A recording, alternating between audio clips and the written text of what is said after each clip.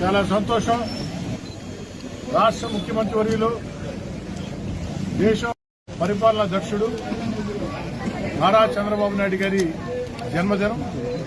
ఈ జన్మదినం రోజు నెల్లూరు రూరల్ ఎమ్మెల్యే కార్యాలయంలో వారి వేడుకలతో పాటు రూరల్ నియోజకవర్గం వాడవాడలా కూడా సేవా కార్యక్రమాలకు పిలుపునిచ్చాం.